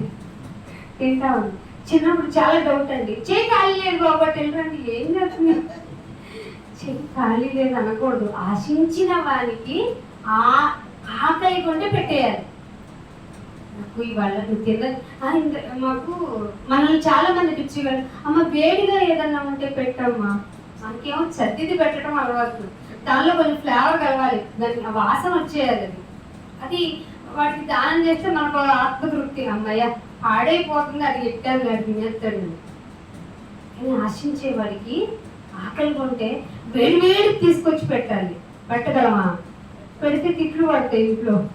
నన్ను దానం చేయమంటే అలాగే అక్కడ పక్కనే చద్దిది ఉంటుందండి. చద్ది అంటే పొద్దున ఉంటుంది, అది తీసుకురమ్మంటారు. ఇది ఎలా పెడతాం, ఇది కదా వేడిది పెట్టాలి అని పట్టుకుని ఇంట్లో వేడిగా ఉండింది ఎవరైనా దానం చేస్తారా అని అడిగారు. చేయకూడదా? చిన్నపిల్లల మనస్తత్వం ఉంటే ముందే మా సార్ భలే పెడతారండి. ఆయన దగ్గర నుంచి దాన గుణం ఉంది. నేను అప్పుడప్పుడు ఫన్నీగా అంటాను, మీరు జమీందారు కుటుంబంలో పుట్టారు, దాన ధర్మాలు చేయడానికి పొద్దున్నే లేస్తారు మీరు అని. మంచి గుణం, అది అందరికీ రాదు. ఒకరికి పెట్టాలంటే మనకు మనసు అస్సలు ఒప్పుతుంది. ఫ్రూట్స్ ఇవ్వాలంటే బాబు ఇది తక్కువలో వచ్చేవి ఎక్కువ కాదు, ది బెస్ట్ ఏమున్నాయి, ఇది గుణం ఇవ్వాలి. ఉందా మనకి? మనం తింటామా ఏంటి? ఇచ్చేవే కదా బాబు, తక్కువ ఇవ్వు. తక్కువ రేట్లో శారీస్ ఏమున్నాయి, పెట్టుబడి శారీలు తెలుసు కదా, మంచిగా తీసుకెళ్ళి ఇస్తామా దానానికి? ఇచ్చేత వాడు పట్టుకుని పోదు. దుప్పట్లు పంచుతారు, వాడు కప్పుకోవడానికి చాలు, చుట్టుకోవడానికి చాలు. ఏం చేస్తావు? అసలు మనం ఏం బాగోట్లేదండి. అందుకే అంటున్నాడు, ఆశించిన దానిని ఆకలి కొనే వానికి ఇచ్చి శ్రమ పడతాడు కదా, ఇంటికి వచ్చి పని చేసో లేకపోతే ఏదైనా వాడికంట తృప్తిపరచాలంట. ఎంత ఇవ్వాలంటే పాప నీకు ఇచ్చింది ఎక్కువ అనకూడదట. వాడు అడిగితే బాబు ఇంకో 100 అంటే మనం ఇచ్చేయాలట. బైబిల్ చూసారు ఎంతలో ఉండిందో. ఇలాంటివన్నీ బైబిల్ చదవక ముందు మా సార్ చేసుకోవాలి. ఎందుకంటే వాళ్ళకి ఎక్కువ ఇస్తాం బైబిల్ చదివి. దేవుడు నన్ను ఎక్కువ బాగా ప్రేమిస్తారా, అలాంటి వాళ్ళు ప్రేమిస్తారా? అందుకే కొన్నిల్ని ఏమన్నాడు తెలుసా దేవుడు, నువ్వు చేసిన దాన ధర్మములు నా వద్దకు వచ్చినాయి కదా. బైబిల్లో దేవుడు చెప్పిన మాటలండి. కొన్నేళ్ళు ఎవరు చెప్పండి? అన్యులంటే ఆమె దూరంలో ఉంటాం, ప్రార్థనకి వెళ్ళేవాళ్ళం మనం. అన్యులు వాళ్ళు ప్రార్థనకే రారు, వాళ్ళేమో ప్యూర్గా దాన ధర్మాలు చేస్తారు. మనమేమో బాబు డిస్కౌంట్లో వచ్చేమో మాకు వేసే. అస్సలు ఉండకూడదు. శ్రేష్టమైన దాన్ని శ్రమ పడిన వారికి ఆశించి తృప్తి పడేలాగా వేలు పెట్టి తిరస్కరించి, వేలు పెట్టి చూపించి మరి రిజెక్ట్ చేస్తున్నాను అని చెప్పడం మానుకోవాలట మనం. అప్పుడు ఆయన మొరపెట్టగానే వినేస్తాడట, ఇబ్బంది పడగానే నేను ఉన్నాను కదా అంటారట. మరి మనకేమో ఆన్సర్ రావట్లేదంటే అర్థమైంది, మనం ఎక్కడో మనం తప్పటదు. బురద తృప్తి పరిస్తే చీకట్లో నీ వెలుగు ప్రకాశిస్తుంది. అంధకారం ఎలా ఉంటుంది? మధ్యాహ్నం ఎలా ఉంటుంది? ఈరోజు మధ్యాహ్నం ఎలా ఉంది? అలా ఉంటుందంట. వెలుగుగా మీరు దేవుణ్ణి అనుభవించండి, ఆశించకండి. దేవాన్ని ఉంటే చాలు నాయనా, నువ్వే నాకు చాలు. లోటు ఏముంది నాయన నాకు? నువ్వు ఆకలి కొంటే సింహం పిల్లల్నే చూస్తూ ఊరుకోవంట కదా. నీ బిడ్డను నేనెలా ఆకలి కొంటాను అని అనుకున్నావా? ఎప్పటికీ తీయలేదు. ఈ దుర్మార్గుడు ఉన్నాడంటే ఎవరు? మన యజమాని. నాకు 3 పూటలకు తేకపోడు ఇదేనా మనం అడిగేది? ఇవాళ సామెతలు 31 చెప్పాల్సి వచ్చింది. ఎంత చెప్దామన్నా ప్రయత్నించిన ఆడవాళ్ళ వైపే వెళ్తుంది. ఏం చేయను, వల్లగాక ముగించేసా. ఎందుకంటే మళ్ళీ ఇటువైపు వస్తుంది నెగిటివిటీ. ఆత్మీయత నడిపిస్తే అట్లా వెళ్ళాలి, తప్పదు. నాయన 31 అంటే ఆడవాళ్ళకి అంటారు, నేను చెప్పను నాయన, నేను చెప్పాలి అంటే కాదు, కూడదు అని చెప్పాల్సింది. వినేవారు లేకపోయినా చెప్పాలి, వినడానికి శ్రమ పడుతున్నా చెప్పాలి. మా వల్ల కాదన్నా వినిపించు, సాక్షాత్తం వినిపించు. నేను ఎలా ఉంటా ఒప్పుకుంటాను, ఎలా ఉంటే నేను ఉన్నానని రిప్లై చేయగలను, అది నువ్వు చెప్పించాల్సిందే. అయితే సామెతల గ్రంథంలో 8వ అధ్యాయము 18వ వచనం ముగింపుకి వచ్చేసానండి. కొంచెం ఓపిక పట్టండి. ఈ మాటలకి ఇది సపోర్టివ్ క్యారెక్టర్. 8వ అధ్యాయము 18వ వచనం చూడండి, ఏమన్నాడు? ఐశ్వర్య అంటే సినిమా యాక్టర్ ఐశ్వర్య అనుకోకండి, మనకి తెలివి ఎక్కువ కదా. ఐశ్వర్యము అంటే గొప్ప సంపద అని. ఐశ్వర్యము, ఘనత, స్థిరమైన కలిమి. ఇక్కడ ఆగాలి వచ్చింది. స్థిరమైన కలిమి ఏంటి? ఇప్పుడే అనుకున్నాం కదా, డబ్బులు ఏమైపోతే చిమ్మట పట్టేస్తాయి. గోల్డ్ ఏం చేస్తే ఒక రోజు నన్ను రక్షించదు అని రోడ్ల మీదకి విసిరేస్తావట. అది స్థిరమైన కలిమి కాదని తెలిసిపోయింది. నీకు ఐశ్వర్యము, ఘనతలు, స్థిరమైన కలిమి, ఇంకొకటి నీతి, నీతి నా వద్ద ఉన్నది. అంటే నేను సంపాదించడానికి వెళ్ళిపోకూడదా? ఎక్కడికో వస్తున్నాను నేను సంపాదించడానికి వెళ్ళిపోకూడదా? వెళ్ళకూడదేమో, పరిగెత్తుకుంటూ వచ్చేయలేమో. స్థిరమైన కలిమి కోసం ఇక్కడ కదా రావాలి. అంటే ఎప్పటికీ పోని కలిమి కోసం, నీతి కోసం, ఘనత కోసం, స్థిరమైన కలిమి కోసం, ఐశ్వర్యం కోసం, ఘనత కోసం వెళ్ళాలి అంటే నువ్వు లోకంలోకి కాదనమాట వెళ్ళాల్సింది. నా యొద్ద ఉన్నాయి, నేనే, నా వలనే ఫలం, నేనే దేవుడును, నేను తప్ప వేరొక్క దేవుడు లేడు అని చెప్తున్న నేను ఐశ్వర్యము, ఘనత, స్థిరమైన కలిమి, నీతి నా యొద్ద ఉన్నాయి. మరి ఎక్కడికి వెళ్తున్నాను? ఇవాళ డ్యూటీ ఉందని వెళ్తున్నాను. దేనికి? డబ్బు కోసం. ఇవాళ పని ఉందని వెళ్తున్నాను, ఇవాళ వ్యాపారం ఉందని వెళ్తున్నాను. కలిమి ఎక్కడ దొరుకుతుంది? ఐశ్వర్యం ఎక్కడ దొరుకుతుంది? ఘనత ఎక్కడ దొరుకుతుంది? నా యొద్ద నువ్వు వినలేదా? లేకపోతే చెప్పేవాళ్ళు లేదా? చెప్పేవాళ్ళు ఉన్నా నువ్వు రాలేదా? లేకపోతే నీకు ఇష్టం లేదా నిజాన్ని ఒప్పుకోవడానికి? ఇంకొక మాట, హోషేయ గ్రంథము 10వ అధ్యాయము 12వ వచనం. హోషేయ గ్రంథము 10వ అధ్యాయము 12వ వచనం. కొంచెం ఫాస్ట్ గా తీశారు చూడండి. నీతి ఫలించినట్లు మీరు ఏం ఫలించాలి? నీతి ఎవరి దగ్గర ఉంది? ఇందాక మాట విన్నాం కదా, నీతి, స్థిరమైన కలిమి, ఘనత నా యొక్క ఉన్నాయి. మీరేం చేయాలి? నీతి ఫలించేలాగా మీరు విత్తనం వేయండి. విత్తనం వేయండి. విత్తనం ఏమవుతుంది? మొక్కై, మొలకై, మొక్కై, చెట్టై ఫలాలను ఇస్తుంది కదా. వేసావా నీతిని? విత్తనం వేసుకున్నావా?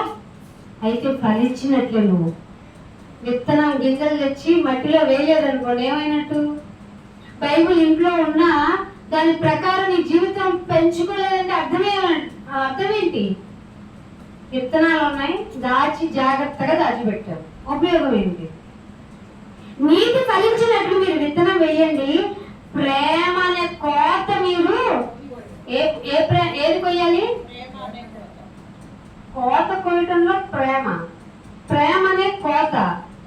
నీతి అనే విత్తనం వేస్తే ప్రేమ అనే కోత కొయ్యాలా? అసలు నీతి అనే విత్తనమే లేదే, ప్రేమ అనే కోతను ఎలా కోస్తావు? యెహోవాను వెతకటానికే సమయము, వెతకటానికి సమయము, యెహోవాను వెతుకుటకు ఇదే. ఆ మాట చూడండి ఒకసారి, బైబిల్ అందరూ చూడండి. యెహోవాను వెతుకుటకు ఇదే సమయము. నువ్వేం చెప్తావు? మత్తయి సువార్త ఇది ఇలాగే ఉండి మళ్ళీ నాకు గుర్తు చేయండి. 22వ అధ్యాయము, మత్తయి సువార్త 22వ అధ్యాయము 4వ వచనం. కాగా అతడు ఇదిగో నా విందు సిద్ధపరిచాను, ఈ విందును పట్టుకొని 7 ఏళ్ళు మీకు విందు, 7 ఏళ్ళు శ్రమలను మొదలెట్టాను. దానికి దీనికి సంబంధం లేదు. విందు అంటే వాక్యాన్ని బోధించి దాని ప్రకారం మీరు తృప్తి పొందటమే. అయితే విందు సిద్ధపరిచాను, కొవ్విన దూడలను పశువులను వధించి పెట్టాను, అంత సిద్ధంగా ఉంది రండని కోటేశ్వర గారిని కో ఫ్యామిలీ పిలిచిన వచ్చిన వాళ్ళు ఎంతమంది ఏం చెప్తారో తెలుసు చాలా మంది. 5వ వచనం, వారు అసలు లక్ష్య పెట్టే వాళ్ళే లేరు. వాళ్ళ ఇంట్లో వాళ్ళైతే అంత బాగా ఉంటుంది. భార్య భర్తలు ఇద్దరు శ్రమపడాలా? మీకేం సంబంధం లేదా? లక్ష్య పెట్టలేదంట. వారి లక్ష్యం చేయక ఒకడేం చెప్పాడట, పొలంకి వెళ్ళాలి నాకు పని ఉందన్నట్ట. ఇంకొకడు ఏమన్నాడట, వ్యాపారానికి వెళ్ళాలన్నాడంట. ఇంకొకరు తక్కిన వాళ్ళు, మిగిలిన వాళ్ళు మంచి వాళ్ళు అనుకున్నారేమో, కాదు, తక్కిన వాళ్ళు చెప్పడానికి వచ్చారు కదా, సర్వీస్ చేసేవాళ్ళు దాసులను పట్టుకొని అవమానం చేశారట. ఇప్పుడు లేదా నిజమైన సువార్త ప్రకటించే వాళ్ళకి సెలవు కప్పుతారా? ఎక్కువ డామినేట్ చేసేస్తారండి వీళ్ళు. చెప్పని కూడా పక్కన పెడితే బాగుంటుంది కదా. సొంత వాళ్ళు అయితే అది, బయట వాళ్ళు అనుకోండి ఏమనుకుంటాం, వాళ్ళు అంతేనండి, మనం ఎవరి వల్ల బాధపడతాం చెప్పండి? మెయిన్గా సొంత వాళ్ళు పెట్టే క్షోభని బయట వాళ్ళతోనూ చెప్పుకోలేరు, అలాని ఇంట్లో వాళ్ళని గట్టిగా అడగలేరు. బాధను భరించడమే లక్ష్యం. ఇదంతే కదా. తక్కిన వారు అతని దాసులను పట్టుకొని అవమానపరిచారు. ఇదే ఇంకొక రిఫరెన్స్ లో కొంతమంది ఎద్దులు కొనుక్కోవడానికి వెళ్ళాను, మంచి కొత్తగా పెళ్ళేది నాకు ఇలా చెప్పారంట. హోషేయ గ్రంథానికి వచ్చింది. ఎక్కడున్నాం ఇందాక? ఎక్కడున్నాం మర్చిపోయామా? చెప్పండి. 10వ అధ్యాయం 12వ వచనం. కొంచెం ఫాలో అవ్వండి. మీరు కూడా మందమతులుగా ఉండకూడదు అని. మీరు మందమతులు కాదండి, జస్ట్ నా మాట వచ్చింది. మంచిగా మీరు 10వ అధ్యాయం 12వ వచనంలో దేనికి సమయం అండి? యెహోవాను వెతుకుటకు ఇదే సమయం. కానీ ఈ సమయం మీరు ఏం చేస్తారు చెప్పండి? నిద్రపోవుటకు సమయము, వీకెండ్ కాబట్టి అవుటింగ్కి వెళ్ళటం సమయము. ఇది సమయమా అని, ఇదే సమయం అని దేవుడు చెప్తే మనం ఏం చేస్తున్నాం? హోషేయ గ్రంథం 10వ అధ్యాయం 12వ వచనంలో ఇది దేవుణ్ణి వెతకడానికి సమయం అని నేను చెప్తే మీరేం చేస్తున్నారు? మా పనులు మాకున్నాయి అంటున్నారు. ఇప్పుడు దేవుడు మీకు దొరుకుతారా? ప్రకటన గ్రంథం 3వ అధ్యాయం ముగింపుకి వచ్చేసారు. ప్రకటన గ్రంథం 3వ అధ్యాయం 17వ వచనం. 3వ అధ్యాయము 17వ వచనం. నీవు దౌర్భాగ్యుడును, దిక్కుమాలిన వాడవును, దరిద్రుడును, ఇంటివాడవును, దిగంబరుడవై ఉన్నావని ఎరుగక నేను ధనవంతుడును, ధనవృద్ధి చేసి ఉన్నాను, నాకేమీ కొదవు లేదని చెప్పుకుంటున్నాను. నీవు ధనవృద్ధి చేసుకున్నట్టు. ఏ వృద్ధి అట? ఏమండి, మీరు డబ్బు ఉండాలి కదా, మాకు డబ్బు వృద్ధి అవ్వాలి కదా లేదా? అయితే దేవుడు ఏం చెప్తున్నాడు? నీవు ధన వృద్ధి చేసుకొనున్నట్లు. నీకు ధనం కదా కావాలి, అయితే అగ్నిలో పుటము వేయబడిన బంగారం కావాలి కదా నీకు. అంటే అగ్నిలో పుటము వేయబడింది బంగారం అంటే ప్యూరిఫైడ్, దాన్ని ఏమంటారు? 24 గోల్డ్ ఏదో అంటారు కదా, 24 క్యారెట్స్ ప్యూర్ గోల్డ్ కావాలి కదా మీకు. దాని బైబుల్ ఏం చెప్పిందంటే అగ్నిపుటంలో వేయబడిన గోల్డ్ అని చెప్పింది. మీకంటే అడ్వాన్స్ గానే ఉంది బైబుల్. సో అగ్నిలో పుటము వేయబడిన బంగారము నీ దిశలో కనబడకుండా నీ ధరించుకోవడానికి తెల్లని వస్త్రాలు కావాలి కదా. అంటే వస్త్రాలు కావాలి, ధనం వృద్ధి కావాలి, ఇంకేం కావాలి? బంగారం విలువైనవి కావాలి కదా, నీకు కావాలి కదా. అయితే నీకు గుడ్డుడు కాకుండా ఉంటే దృష్టి కలగాలంటే నీ కన్నులకు కూడా కాటుకు కావాలి కదా. బాగుండాలంటే కన్నులకి ఏం పెట్టుకోవాలట? దృష్టి బాగుండాలంటే కాటుకు పెట్టుకోవాలట.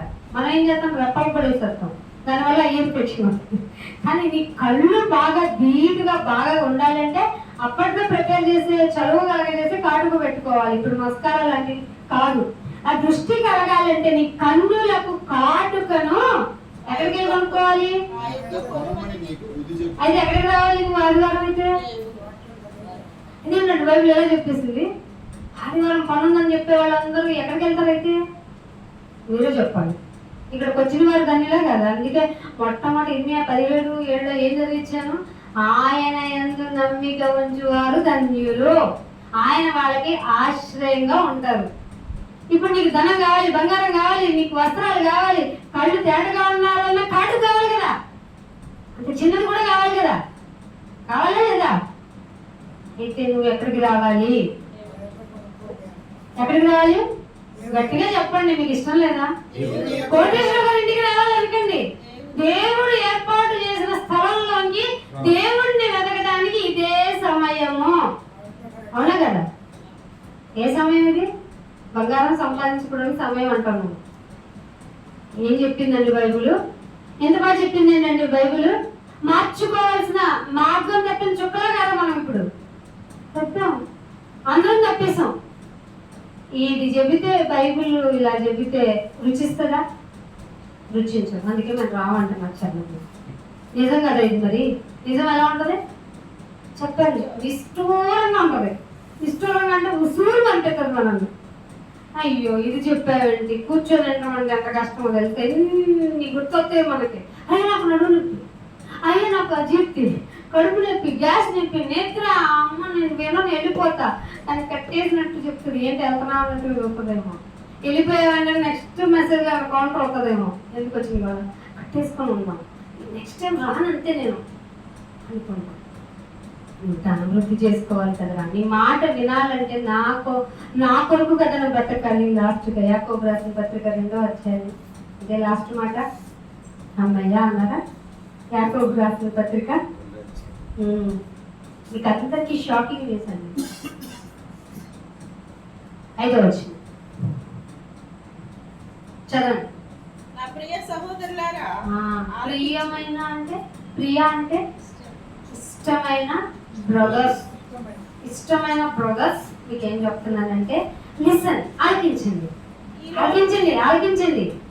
ఏంటంటే ఈ లోక విషయంలో దరిద్రుడవా? అవునైనా ఇల్లు కట్టుకోలేదు, ఖరీదైన బట్టలు కొనుక్కోలేదు, బంగారు విషయం పక్కన పెట్టే కన్నులు కాటుక లాంటి విషయాలు కూడా నేను ఆసక్తి చూపలేదు. ఈ లోక విషయమందు దరిద్రులైన వారిని విశ్వాసమందు భాగ్యవంతులుగా, విశ్వాసమందు భాగ్యవంతులుగాను తన్ను ప్రేమించిన వారికి తాను వాగ్దానము చేసిన రాజ్యానికి వారసులు వీళ్ళే. అందుకే ధనవంతుడు పరలోకంలో ప్రవేశించటం దుర్లభము. ఈ మధ్యలో దాదాపు 20 రెఫరెన్స్లు ఉంది. ఈలోపు మీరు నన్ను మామూలుగా ఊరుకోరు, మా సార్ టైం అంటే అందరూ కొడుతూనే ఉంటారు. పాపం ఆయన వెళ్ళాలి, ఆయన తప్పేం కాదు. ఎక్కువ చెప్పినా బుర్రలోకి వెళ్ళదు. కంక్లూజన్, ధనవృద్ధి చేసుకోవాలి. కానీ ఏ ధనవృద్ధి చేసుకోవాలి? స్థిరమైన కలిమి కోసం చేసుకోవాలి.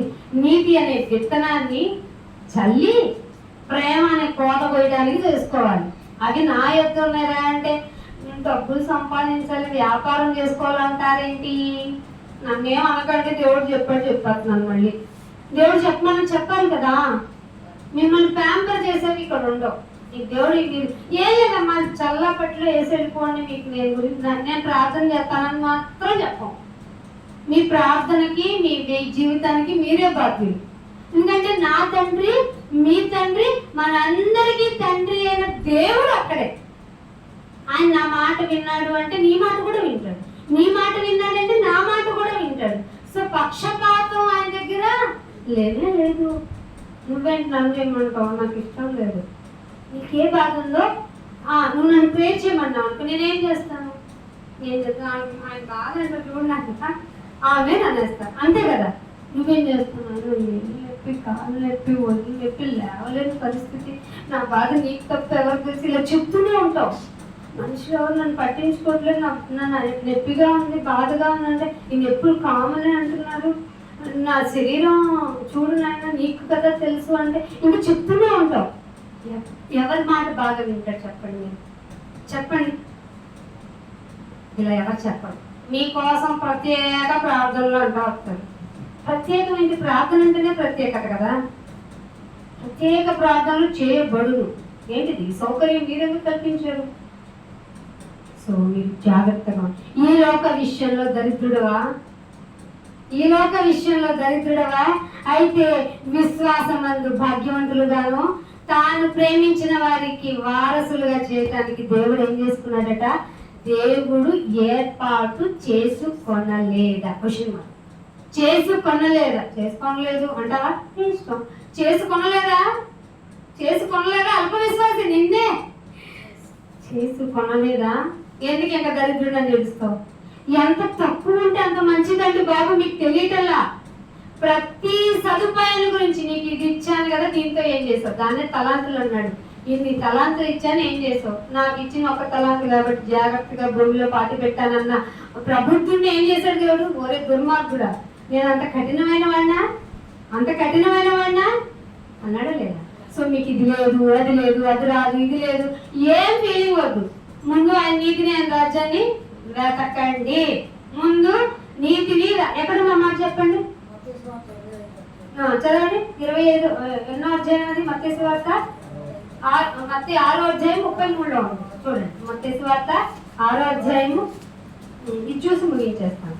ఇది చెప్పకపోతే బాగుండదు. మరి ఏం ఎతకాలి? నువ్వు ఇంత చెప్పావు అంటారు కదా కొంతమంది, వారి కోసం. 33వ వచనంలో, కాబట్టి మీరు ఇక ఇన్ని విషయాలు అన్నారు కదా, కాబట్టి ఏం చేయాలి? పేదోళ్ళని ఏడవకు, లోటని ఏడవకు, బాధని ఏడవకు, రోగం అని ఏడవకు, నీకేది లేదని అసలు ఫీల్ అవ్వకు.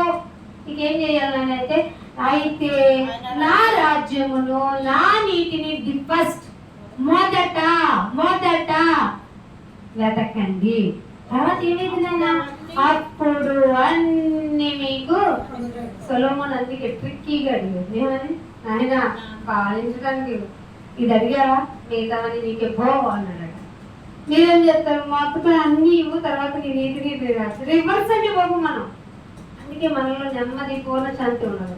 పూర్ణ శాంతి గలవాడిగా ఉండాలంటే పూర్తిగా ఆయన మీద ఆధారపడు. ముందు వ్యాపారం, ముందు ఉద్యోగం, ముందు కష్టం, అయ్యో నేను పని చేసుకోవాలి, డబ్బు సంపాదించుకోవాలి, స్థిరపడాలి, ఇవన్నీ తప్పు. ఇవన్నీ తప్పు. ముందు ఆయన నీతిని, ఆయన రాజ్యాన్ని వెతుకు. చీకటిలో వెలుగు కలగజేస్తాడు. డబల్ మైండెడ్ ఉన్నాడని. డబల్ మైండెడ్ కాదు, డబల్ గేమింగ్ చేయగలడు. మైండెడ్ కాదు. ఆయన మైండ్ ఒకటే, చెప్పే విధానంలో, తీసుకునే విధానంలో ఉంటుంది. సో మిమ్మల్ని మీరు మార్చుకోండి. మిమ్మల్ని మీరు ఇక దేశం తీసుకోండి. ఏ దేశం తీసుకుంటారు? ఆయన నీతిని, ఆయన రాజ్యాన్ని మొదటగా వెతికే విధంగా ప్రార్థన చేసుకున్నాము. తండ్రి మీకు ఎంతో వందనాలు. మా జీవితంలో ఎన్నో నిరాశలు, ఎన్నో నిస్పృహలు, మాకు నెమ్మది లేదు, శాంతి లేదు. కానీ దానికి కారణం మీ మాటలు వినకపోవటం, మీ మాటలు చదవకపోవటం, వినినా గ్రహించకపోవటం, గ్రహించిన అవలంబించకపోవటం అని తెలుసుకున్నాం నాయనా. దయతో క్షమించండి. మాలో భేదలైన వారి ధన్యులు, మీరు వారిని పరలోకానికి, రాజ్యానికి వారసులుగా నియమించుకున్నానన్నారు. ఇక మేము మార్చుకుంటాం. మా జీవితాల్లో ఈ సన్నిధికి రావాల్సి వచ్చినప్పుడు మేము చెప్పే సాకులన్నిటిని బట్టి మమ్మల్ని క్షమించమని అడుగుతున్నాం. ఇక నుంచి మొదటిగా నీ పనికి, నీ నీతిని వెతకటానికి మేము మమ్మల్ని సంసిద్ధులు చేసుకుంటున్నాం. ఆ పరంగా ఈ భూమి మీద జీవించినటువంటి నీ కుమారుడు చేసిన త్యాగాన్ని జ్ఞాపకం చేసుకుంటుండగా అపరాధము నిమిత్తమునైనా మేము పాత్రులం కాకుండా నీ బిడ్డ జీవితాన్ని జ్ఞాపకం చేసుకుని వాటి ప్రకారం ఆయన నడుచుకునే వారిగా మమ్మల్ని సిద్ధపరచమని యేసుక్రీస్తు వారి పరిశుద్ధమైన నామమున ఈ ప్రార్థనను అడిగి వేడుకుంటున్నాం మా పరమ తండ్రి. Thank you all of you. God bless you all.